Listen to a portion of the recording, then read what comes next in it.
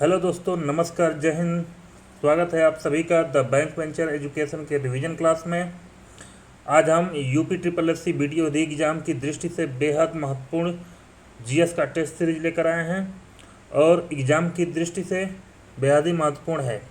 चलिए आज का हम पहला क्वेश्चन देखते हैं। राज्यसभा में सदस्यों का निर्वाचन होता है। राज्यसभा में सदस्यों का निर्वाचन होता है संचयी मत पद्धति द्वारा, सापेक्ष मत पद्धति द्वारा, सूची पद्धति द्वारा या फिर अनुपातिक पद्धति के अनुसार एकल संक्रमणीय मत पद्धति द्वारा। तो कौन सा विकल्प सही है आपको बताना है। कमेंट बॉक्स में ज़रूर बताइए कि कौन सा विकल्प सही है। इस प्रश्न का सही उत्तर आपको बताना है। तो इस प्रश्न का सही उत्तर है अनुपातिक प्रतिनिधि के अनुसार एकल संक्रमणीय मत पद्धति द्वारा राज्यसभा के सदस्यों का निर्वाचन होता है। डी ऑप्शन बिल्कुल राइट ऑप्शन है, ठीक उत्तर है। अगला प्रश्न है दोस्तों, ग्राम सभा का अभिप्राय है।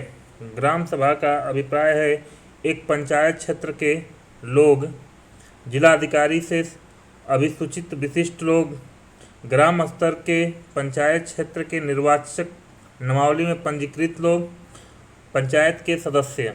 यानी ग्राम सभा का अभिप्राय है। निम्नलिखित में 4 विकल्प दिया, विकल्प ए, विकल्प बी, विकल्प सी, विकल्प डी।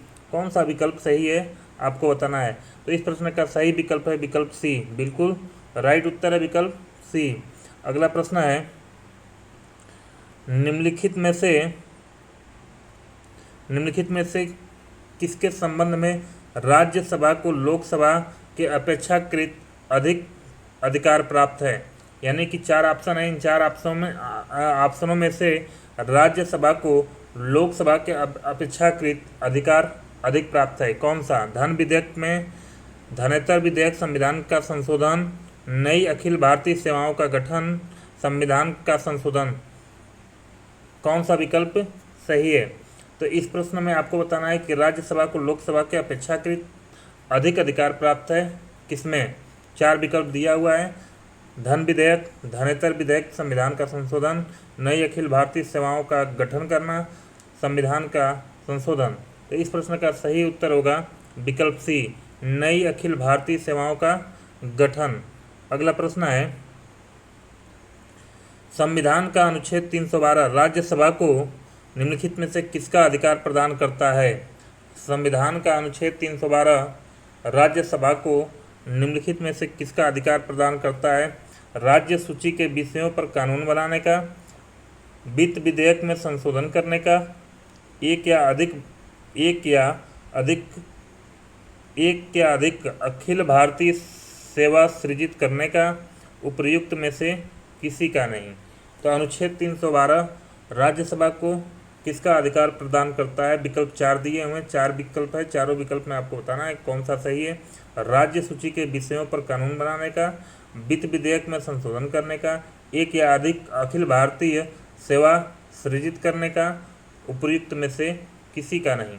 तो कौन सा विकल्प सही है। इस प्रश्न का विकल्प जो सही है वह सी ऑप्शन बिल्कुल सही है, एक या अधिक अखिल भारतीय सेवा सृजित करने का।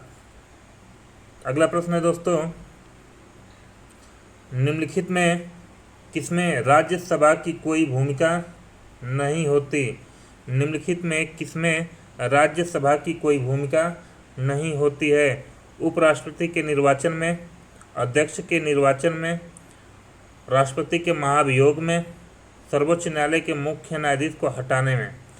तो किसमें नहीं होती है आपको बताना है कि निम्नलिखित में से किसमें राज्यसभा की कोई भूमिका नहीं होती है।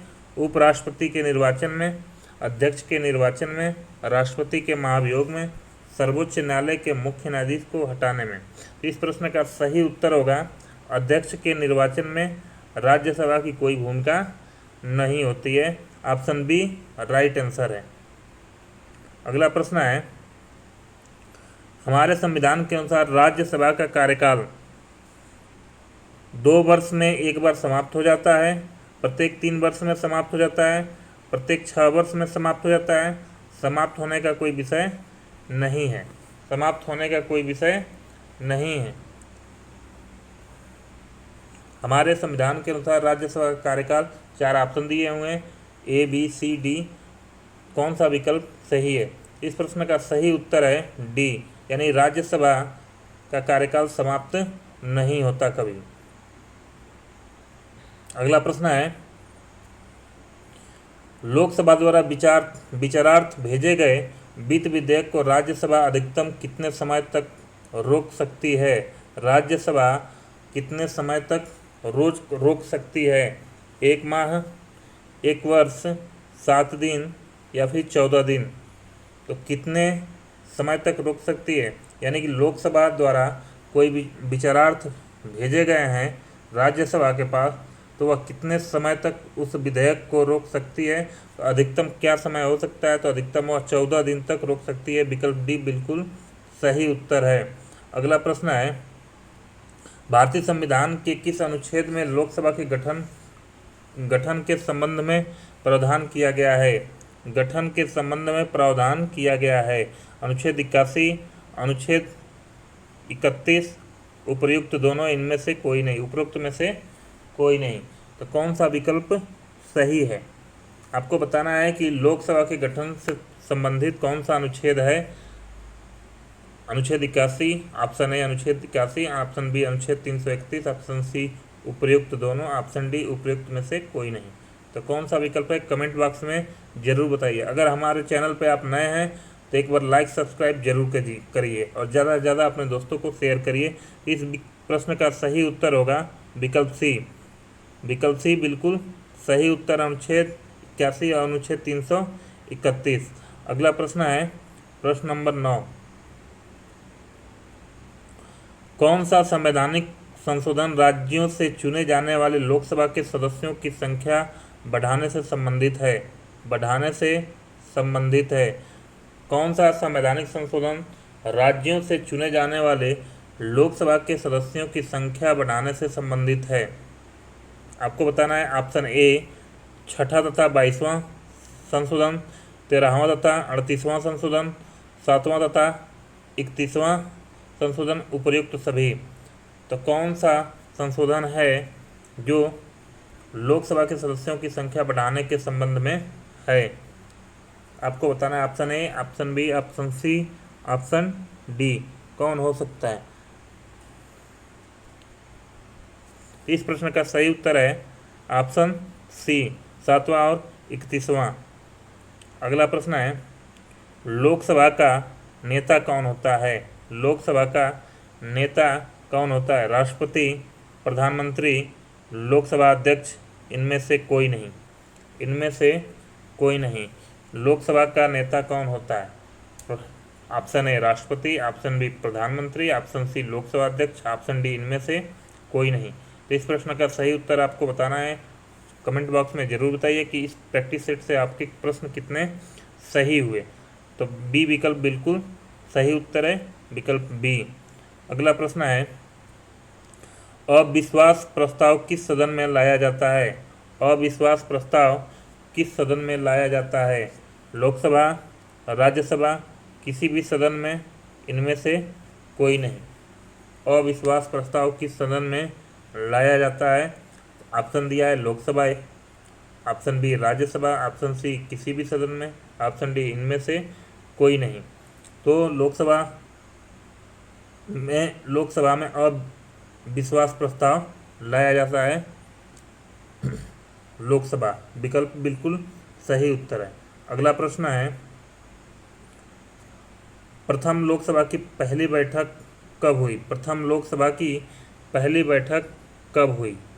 प्रथम लोकसभा की पहली बैठक कब हुई? 7 मार्च 1952, 13 मई 1952, 22 अक्टूबर 1952, 16 अगस्त 1952। तो किस तिथि को लोकसभा की पहली बैठक हुई?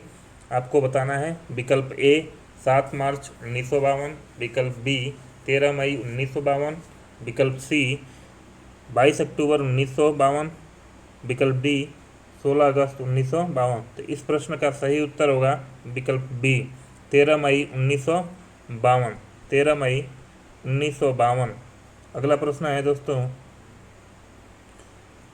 कि प्रधानमंत्री को उसके पद और गोपनीयता की शपथ कौन दिलाता है? प्रधानमंत्री को उसके पद और गोपनीयता की शपथ कौन दिलाता है? राष्ट्रपति, उपराष्ट्रपति, लोकसभा अध्यक्ष, मुख्य न्यायाधीश, सुप्रीम कोर्ट के मुख्य न्यायाधीश। तो प्रधानमंत्री को उसके पद और गोपनीयता की शपथ कौन दिलाता है? तो विकल्प ए राष्ट्रपति, उपराष्ट्रपति, लोकसभा अध्यक्ष, मुख्य न्यायाधीश। तो इस प्रश्न का सही उत्तर है विकल्प ए राष्ट्रपति दिलाता है। राष्ट्रपति बिल्कुल ठीक उत्तर है। अगला प्रश्न है, भारत के प्रधानमंत्री का पद है, भारत के प्रधानमंत्री का पद है परंपरा पर आधारित, संसद द्वारा सृजित, संविधान द्वारा सृजित, राष्ट्रपति द्वारा सृजित। तो विकल्प दिया हुआ 4 विकल्प है और आपको बताना है कैसा पद है। परंपरा पर आधारित पद है, संसद द्वारा सृजित पद है, संविधान द्वारा सृजित पद है, राष्ट्रपति द्वारा सृजित पद है। तो कौन सा विकल्प सही है इस प्रश्न का? इस प्रश्न का सही विकल्प है विकल्प नंबर सी, यानी विकल्प सी सही है, संविधान द्वारा सृजित है। अगला प्रश्न है, मंत्री परिषद में शामिल होते हैं, मंत्री परिषद में शामिल होते हैं राष्ट्रपति, उपराष्ट्रपति, प्रधानमंत्री एवं अन्य मंत्री। ऑप्शन बी है राष्ट्रपति, प्रधानमंत्री एवं अन्य मंत्री। ऑप्शन सी है उपराष्ट्रपति, प्रधानमंत्री एवं अन्य मंत्री। ऑप्शन डी प्रधानमंत्री एवं अन्य मंत्री। तो मंत्री परिषद में कौन शामिल होता है? 4 विकल्प दिए हुआ है, 4 विकल्प में कौन सा विकल्प सही है आपको बताना है। तो इस प्रश्न का सही उत्तर है प्रधानमंत्री एवं अन्य मंत्री, मंत्री परिषद में शामिल होते हैं। विकल्प डी बिल्कुल सही उत्तर है। अगला प्रश्न है, भारत में संघीय मंत्रिपरिषद के सदस्यों की कुल संख्या किससे अधिक नहीं हो सकती? कुल संख्या किससे अधिक नहीं हो सकती? संसद के सदस्यों की कुल संख्या का 10%, संसद के सदस्यों की कुल संख्या का 15%, लोकसभा के सदस्यों की कुल संख्या का 10%, लोकसभा के सदस्यों की कुल संख्या का 15%। 15%। तो कौन नहीं हो सकती आपको बताना है। 4 विकल्प हैं, चारों विकल्प में कौन सा सही है? तो इस प्रश्न का सही उत्तर है विकल्प डी बिल्कुल ठीक उत्तर है। लोकसभा के सदस्यों की कुल संख्या का 15% नहीं हो सकती। अगला प्रश्न है, लोकसभा का अस्थायी अध्यक्ष किसके द्वारा नियुक्त किया जाता है? लोकसभा का अस्थायी अध्यक्ष किसके द्वारा नियुक्त किया जाता है? संबंधित सदन द्वारा, निवर्तमान अध्यक्ष द्वारा, प्रधानमंत्री द्वारा, राष्ट्रपति द्वारा। लोकसभा का अस्थायी अध्यक्ष किसके द्वारा नियुक्त किया जाता है? संबंधित सदन द्वारा, निवर्तमान अध्यक्ष द्वारा, प्रधानमंत्री द्वारा, राष्ट्रपति द्वारा। तो इस प्रश्न का सही उत्तर आपको बताना है और इस प्रश्न का सही उत्तर है विकल्प डी राष्ट्रपति द्वारा। अगला प्रश्न है, निर्णायक मत देने का अधिकार है, निर्णायक मत देने का अधिकार है राष्ट्रपति को, उपराष्ट्रपति को, प्रधानमंत्री को, लोकसभा अध्यक्ष को। किसको देने का अधिकार है? निर्णायक मत देने का अधिकार है किसको? राष्ट्रपति को, उपराष्ट्रपति को, प्रधानमंत्री को, लोकसभा अध्यक्ष को। तो इस प्रश्न का सही उत्तर होगा लोकसभा अध्यक्ष, विकल्प डी बिल्कुल ठीक उत्तर है, सही उत्तर है। अगला प्रश्न है, किसी भी विधेयक को धन विधेयक होने का अंतिम निर्णय कौन देता है? किसी भी विधेयक को धन विधेयक होने का अंतिम निर्णय कौन देता है? प्रधानमंत्री देता है, लोकसभा अध्यक्ष देता है, वित्त मंत्री देता है या फिर वित्त सचिव देता है। तो कौन सा विकल्प सही है, ठीक है? कमेंट बॉक्स में ज़रूर बताइए कि आपके प्रश्न कितने सही हुए। और दोस्तों हमारे चैनल को लाइक शेयर सब्सक्राइब करिए और ज़्यादा से ज़्यादा अपने दोस्तों तक शेयर करिए जिससे उनको भी वीडियो मिल सके। तो इस प्रश्न का सही उत्तर है लोकसभा अध्यक्ष, लोकसभा अध्यक्ष। अगला प्रश्न है, यदि लोकसभा में मत विभाजन के दौरान पक्ष और विपक्ष में बराबर मत पड़े तो इस स्थिति में कैसे निर्णय किया जाता है? तो इस स्थिति में कैसे निर्णय किया जाता है? पुनः मतदान द्वारा, सिक्का उछालकर, राष्ट्रपति द्वारा अंतिम निर्णय होता है, लोकसभा अध्यक्ष इस स्थिति में निर्णायक मत देता है। यदि लोकसभा में प्रश्न है, यदि लोकसभा में मत विभाजन के दौरान पक्ष और विपक्ष में बराबर मत पड़ते हैं तो इस स्थिति में कैसे निर्णय किया जाता है?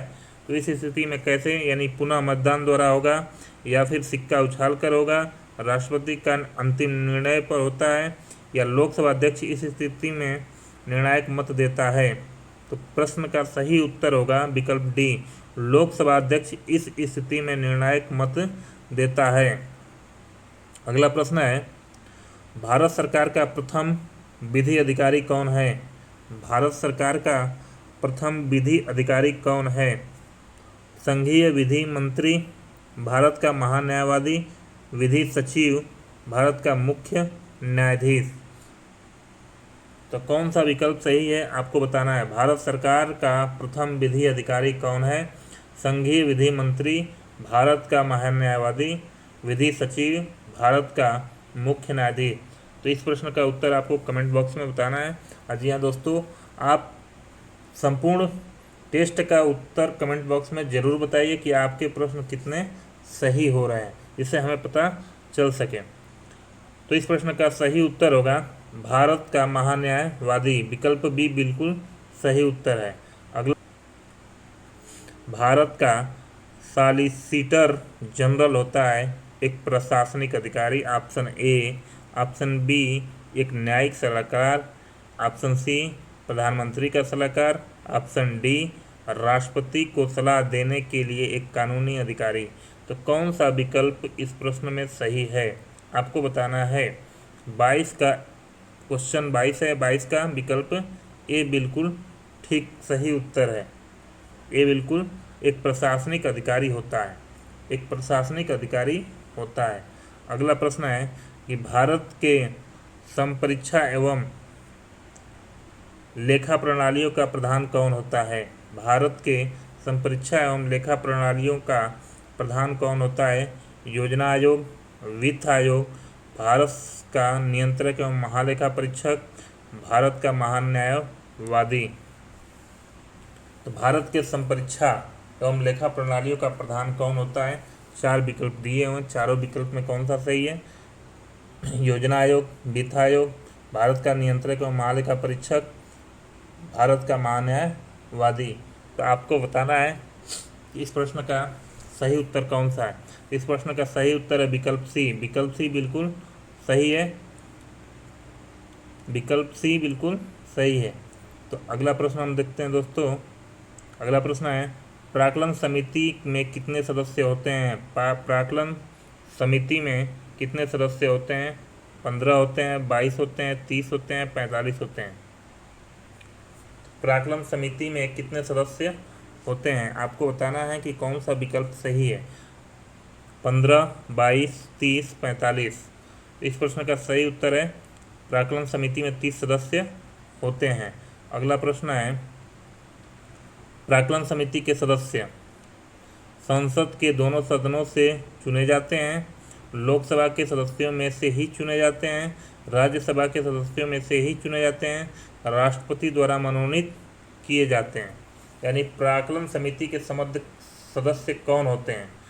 तो आपको बताना है कि संसद के दोनों सदनों से चुने जाते हैं, या फिर ऑप्शन बी है लोकसभा के सदस्यों में से ही चुने जाते हैं, ऑप्शन सी है राज्यसभा के सदस्यों में से ही चुने जाते हैं, ऑप्शन डी है राष्ट्रपति द्वारा मनोनीत किए जाते हैं।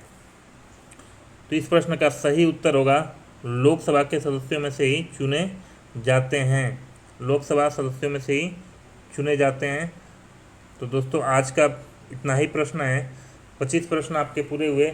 वीडियो एग्जाम की दृष्टि से जीएस में बेहतर ही बहुत ही महत्वपूर्ण ये प्रश्न हैं, तो इनको याद कर लीजिए, रट लीजिए, और अगले मिलते हैं आपसे अगले वीडियो में। और इस वीडियो को आप अपने दोस्तों तक ज़्यादा से ज़्यादा पहुँचाइए। नमस्कार।